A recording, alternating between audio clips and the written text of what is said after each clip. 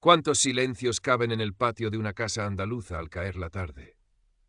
Isabel Moreno a veces creía poder contarlos uno por uno, mientras el sol de Valleflorido se filtraba anaranjado y denso por entre las hojas del limonero.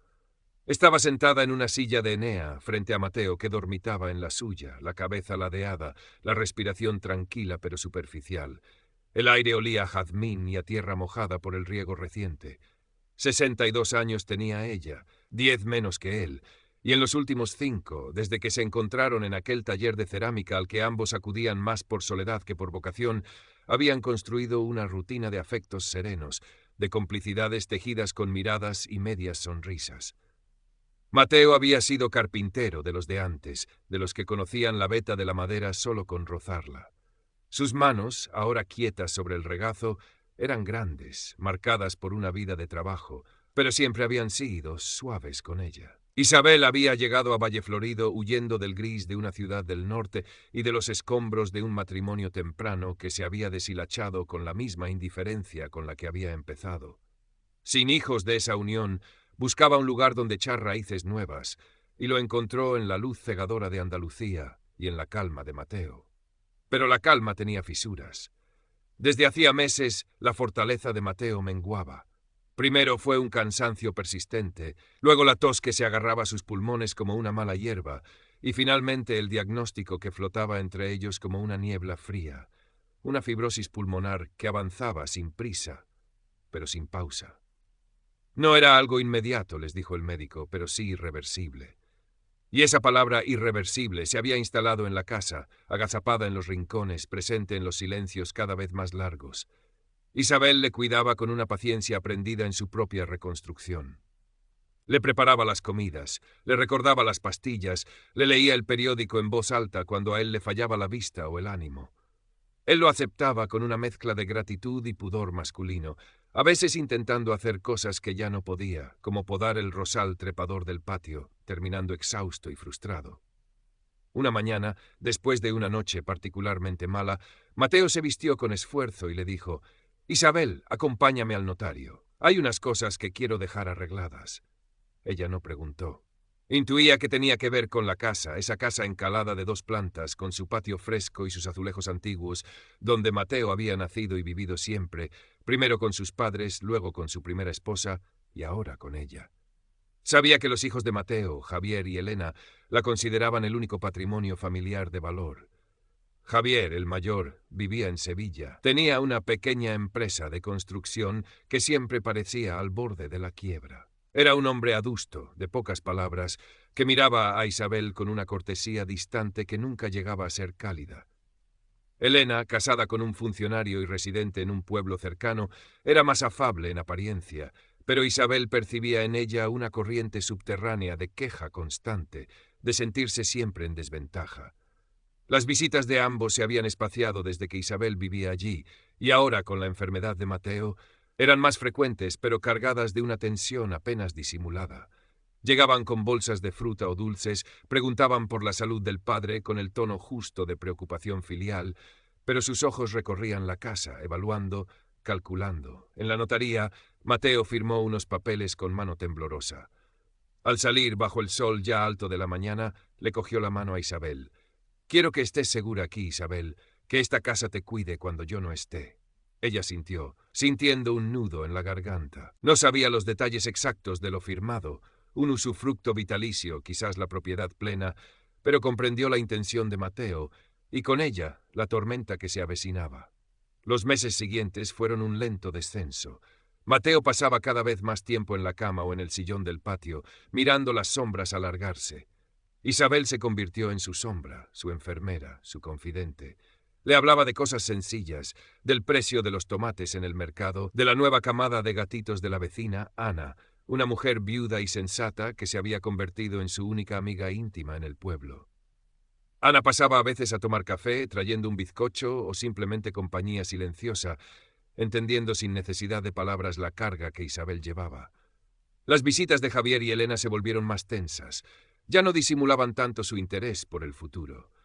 ¿Ha hablado papá contigo de sus cosas, Isabel?, preguntó Elena una tarde mientras removía el café con aire ausente. «¿Sus cosas?», repitió Isabel, manteniendo la calma. Ya sabes, la casa, cómo quedará todo. Javier, sentado enfrente, carraspeó. Mi hermana quiere decir que esperamos que padre haya sido justo, con todos.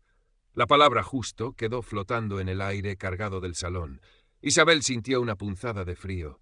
Vuestro padre siempre ha sido un hombre justo, respondió simplemente y cambió de tema. Hubo momentos de una belleza dolorosa en esos últimos tiempos. Una noche, Mateo se despertó agitado. Isabel le acercó un vaso de agua y él le sujetó la mano con una fuerza inesperada. Gracias, Isabel, susurró, con los ojos brillantes por la fiebre o la emoción. Estos años contigo han sido un regalo. Ella se inclinó y le besó la frente. Y para mí, Mateo, para mí también. Se quedaron así en silencio, escuchando el latido irregular del reloj de pared del pasillo, conscientes de cada instante era prestado. Una mañana de principios de verano, con el calor apretando ya desde el amanecer, Mateo no despertó. Isabel lo encontró sereno, como si solo durmiera un sueño más profundo. El vacío que sintió fue inmenso, absoluto. La casa de repente pareció enorme y silenciosa. Llamó al médico, luego a Javier y Elena, con una voz que no reconocía como suya. El funeral fue como todos los funerales de pueblo. Mucha gente, caras compungidas, pésames murmurados. Javier y Elena recibieron las condolencias con la gravedad requerida, él rígido en su traje oscuro, ella secándose lágrimas discretas con un pañuelo. Isabel se mantuvo en un segundo plano, arropada por la presencia sólida de Ana. Sintió las miradas de algunos vecinos, curiosas, compasivas, quizás juzgadoras. Era la segunda, la que había llegado tarde a la vida de Mateo. Pasaron los días del luto inmediato, densos y extraños. Isabel se movía por la casa como un autómata, ordenando cosas que no necesitaban orden, regando plantas que ya estaban húmedas. El silencio era ahora su única compañía constante. Ana pasaba todos los días, le traía la compra, se sentaba con ella en el patio sin forzar la conversación. Una semana después del entierro llamaron a la puerta. Eran Javier y Elena. Sin el luto riguroso parecían más decididos, menos afligidos. Entraron en el salón, rechazando el café que Isabel les ofreció. Se sentaron en el sofá tapizado de flores que había sido de la madre de ellos. Isabel, empezó Javier, con un tono que pretendía ser formal pero que sonaba cortante. Hemos estado en el notario. Hemos visto los papeles. Isabel asintió despacio. Vuestro padre quería que yo estuviera segura aquí. Segura, repitió Javier con una mueca que no llegaba a sonrisa. ¿Segura a costa de sus propios hijos? Esta casa, Isabel, es la casa de nuestra madre. Es nuestro legado. Papá no estaba bien en los últimos tiempos, intervino Elena, con un hilo de voz lastimero. Seguro que tú le influiste. No es justo que te quedes con todo. Isabel sintió como la sangre le subía a la cara, pero mantuvo la voz firme. Vuestro padre estaba perfectamente lúcido cuando tomó sus decisiones. Y yo no he influido en nada, solo le he cuidado y le he querido. Quererle, bufó Javier. Claro, era fácil quererle sabiendo que te iba a dejar la casa. Mira, Isabel, no queremos problemas, pero esto no se puede quedar así. Te ofrecemos un trato. Renuncias al usufructo o a la propiedad, lo que sea que te haya dejado, y nosotros te damos una cantidad razonable para que te busques otro sitio. Algo simbólico, claro. ¿Simbólico? La palabra resonó en el silencio tenso. Isabel se levantó. Se acercó a la ventana que daba al patio, donde el sol dibujaba formas nítidas sobre las baldosas. Respiró hondo el aroma del jazmín. Se giró hacia ellos y por primera vez desde que Mateo había muerto, sintió una chispa de la vieja determinación en sus ojos. No voy a renunciar a nada, dijo, con una calma que sorprendió incluso a sí misma. Esta fue la voluntad de Mateo. Esta es mi casa ahora. Pero no tienes derecho, exclamó Elena poniéndose en pie. El derecho me lo dio vuestro padre, replicó Isabel, el mismo que os dio la vida a vosotros. Javier se levantó también, acercándose a ella. Era más alto, pero Isabel no retrocedió. Escúchame bien, siseó, bajando la voz. Tú aquí no eres nadie, solo eras la que lo cuidaba. Una extraña. Esta casa es nuestra, y si no la dejas por las buenas... Esa frase. Tú aquí no eres nadie. Fue como una bofetada. Todo el dolor acumulado, toda la injusticia presentida, toda la dignidad pisoteada cristalizaron en ese instante. Isabel levantó la barbilla. Sus ojos, antes nublados por la pena, ahora brillaban con una luz fría y clara. «Salid de mi casa», dijo, con una voz que no admitía réplica. «Ahora mismo». Javier pareció desconcertado por un momento. Quizás esperaba lágrimas, ruegos, negociación, pero solo encontró una firmeza inesperada. «Te arrepentirás de esto, Isabel», amenazó. «El único arrepentimiento que siento es el de no haberme dado cuenta antes de quiénes erais realmente», respondió ella, señalando la puerta. «Fuera». Se fueron dando un portazo que hizo vibrar los cristales de la alacena. Isabel se quedó sola en medio del salón, temblando ligeramente, no de miedo, sino de una mezcla de rabia y liberación. Se dejó caer en el sillón de Mateo, el hueco aún tibio de su ausencia. Lloró entonces, pero no eran lágrimas de víctima, sino de una tristeza profunda por la fealdad que acababa de presenciar, por la memoria de Mateo tan rápidamente mancillada por la codicia. Al rato sonó el teléfono. Era Ana. «¿Cómo estás, Isabel?» Su voz era un bálsamo. Isabel le contó lo sucedido, con frases entrecortadas. «Han venido. Querían echarme». «Sinvergüenzas», exclamó Ana. «¿Y qué has hecho?» «Les he dicho que se vayan, que esta es mi casa». Hubo un silencio al otro lado y luego la voz de Ana llena de aprobación. «Bien hecho, Isabel, muy bien hecho. No dejes que te pisen. Mateo no lo hubiera querido. ¿Necesitas algo? ¿Voy para allá?» «No, Ana, gracias. Estoy bien. Necesito pensar». Colgó y se quedó mirando las paredes del salón, los muebles antiguos, las fotos de Mateo joven, de sus hijos cuando eran niños. Sintió la tentación de huir, de venderlo todo y marcharse lejos, a un lugar donde nadie la conociera, donde no tuviera que luchar. Pero entonces recordó las palabras de Mateo: «Que esta casa te cuide». Y sintió que irse sería traicionarle a él y traicionarse a sí misma. No, se quedaría. Esta casa era ahora su refugio, su ancla, pero también podía ser su futuro.